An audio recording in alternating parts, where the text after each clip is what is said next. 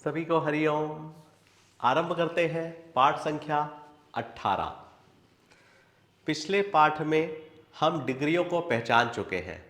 0 से 6 डिग्री तक हमारी बाल्यावस्था होती है, फिर हमारी किशोरावस्था, युवा अवस्था, वृद्ध अवस्था और मृत अवस्था। तो अब हमें डिग्रियों की थोड़ी बहुत जानकारी हो चुकी है। आरंभ करते हैं। हमारे सूर्यदेव सूर्यदेव हमेशा 0 से 10 डिग्री तक उच्च के रहते हैं और 0 से 10 डिग्री तक परम नीचांश के हो जाते हैं। मगर जब ये मेष राशि में प्रवेश करते हैं तो हम इन्हें उच्च के कहते हैं। जिस तरह हर ग्रह की अपनी 7वीं दृष्टि होती है, उसी तरह से वह अपने से 7वें घर में पहुंचते ही नीच के हो जाते हैं। 180 डिग्री दूर जाने पर ग्रह उच्च का या फिर नीच का हो जाता है। तो हमारे सूर्यदेव अगर मेष राशि में उच्च के होते हैं तो उनकी 7वीं दृष्टि, जो कि तुला लगन, जिसे हम इंग्लिश में लिब्रा कहते हैं, तो सूर्यदेव तुला राशि में नीच के हो जाते हैं। हमारे चंद्रदेव जी 2 नंबर वृषभ राशि में 0 से 3 डिग्री तक उच्च के हो जाते हैं और अपने से 7वें घर जाने पर 180 डिग्री दूर जाने पर वृश्चिक राशि में पहुंचकर ये 0 से 3 डिग्री तक नीच के हो जाते हैं। हमारे मंगल देव जी जो 0 से 28 डिग्री तक परम उच्चांश में रहते हैं और 0 से 28 डिग्री तक परम नीचांश के रहते हैं। मंगल देव जब कर्क राशि में प्रवेश करते हैं तो वह नीच के हो जाते हैं और जब वह मकर राशि में प्रवेश करते हैं तो वह उच्च के हो जाते हैं। तो मैंने एक तरफ आपके उच्चांश लिखे हुए हैं और एक तरफ मैंने आपके परम नीचांश लिखे हुए हैं, कि ताकि आपको पता चले कि उच्च के मैंने कहाँ लिखे हैं और नीच के मैंने कहाँ लिखे हैं।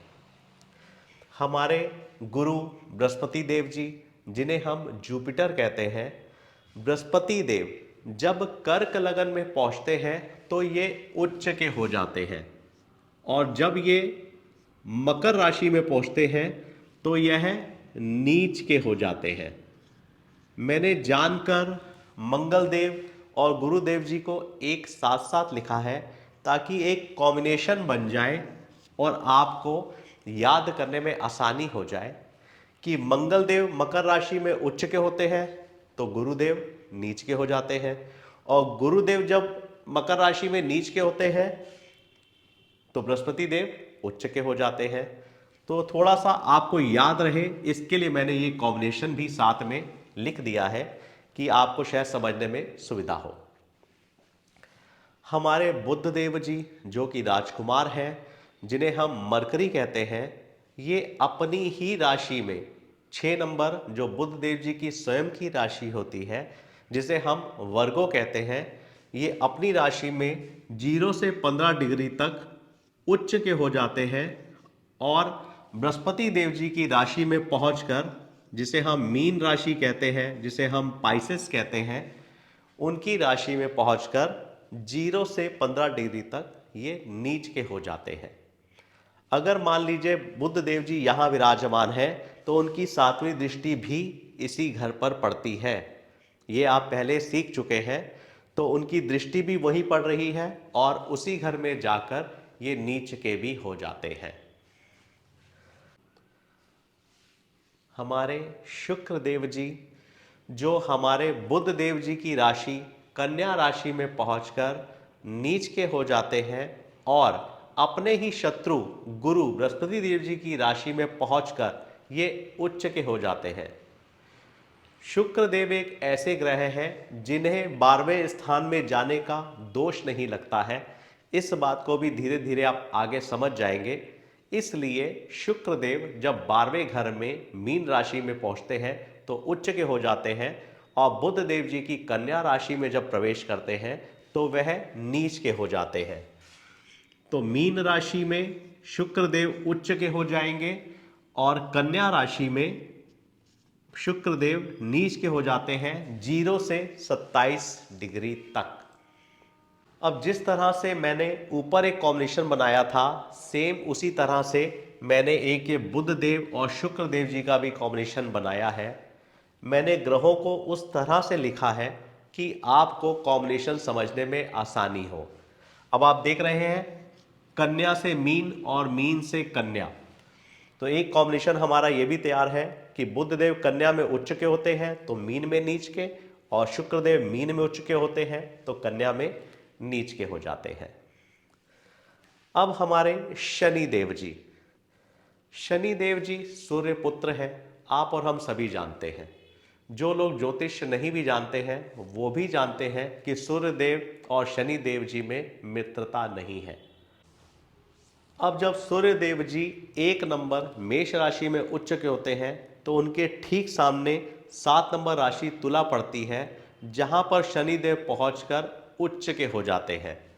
ये तुला राशि है, यहां पर शनि देव जी उच्च के हो जाते हैं और एक नंबर यहां पर सूर्य देव जी उच्च के हो जाते हैं। तो दोनों पिता पुत्र आमने सामने होने पर उच्च के हो जाते हैं। और आप जानते हैं सूर्य देव जब 7 नंबर राशि में आते हैं तो वह नीच के हो जाते हैं, और उसी तरह से जब शनि देव 1 नंबर राशि में जाते हैं तो वह नीच के हो जाते हैं। तो यहाँ पर भी ग्रहों की आपसी शत्रुता देखने को मिल रही है कि सूर्य देव मेष राशि में उच्च के होते हैं तो तुला में नीच के हो जाते हैं, और उसी तरह से शनि देव तुला राशि में उच्च के होते हैं तो मेष राशि में नीच के हो जाते हैं। अब जिस तरह से मैंने एक कॉम्बिनेशन ये बनाया था, दूसरा कॉम्बिनेशन ये बनाया था, उसी तरह से अगर हम सूर्य देव जी और शनि देव जी को देखें तो हम इस तरह से इनका कॉम्बिनेशन समझ सकते हैं कि जब ये मेष राशि में होते हैं तो सूर्य देव उच्च के, और शनि देव पहुंचते हैं तो शनि देव नीच के हो जाते हैं। तो पिता और पुत्र में मित्रता नहीं है, ये आप और हम सभी जानते हैं। अब शेष हमारे 2 ग्रह बचते हैं, राहु और केतु। ये हमेशा साथ साथ ही रहते हैं, और जहां राहु बैठते हैं उसके विपरीत 7वें स्थान पर केतु जी बैठते हैं। जो मैंने शास्त्रों में पढ़ा है, शास्त्रों में इनमें थोड़ा सा मतभेद है। जो हमारे विद्वान या ऋषि मुनि हैं उनके सामंजस्य में एक मत नहीं है, इसलिए कहीं पर इन्हें 3 नंबर मिथुन राशि में उच्च का माना जाता है हमारे राहु देव जी को, और कहीं नहीं माना जाता है। जब इन्हें मिथुन लगन में उच्च का माना जाता है तो 3 नंबर के सामने 9 नंबर राशि आती है धनु राशि, तो यहां पर ये नीच के हो जाते हैं। अगर राहु देव यहां पर विराजमान होंगे तो केतु देव ऑटोमेटिक यहां पर विराजमान हो जाएंगे, ये भी हम जानते हैं।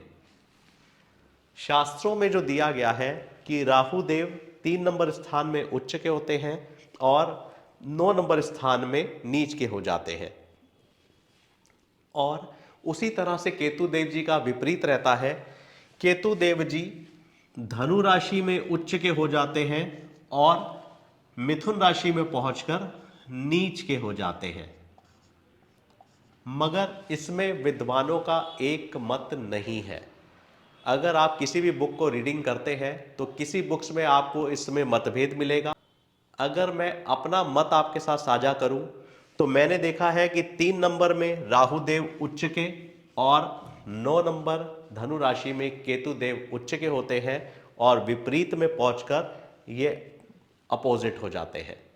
तो एक कॉम्बिनेशन आपको ये भी आसानी से समझने को मिल सकता है।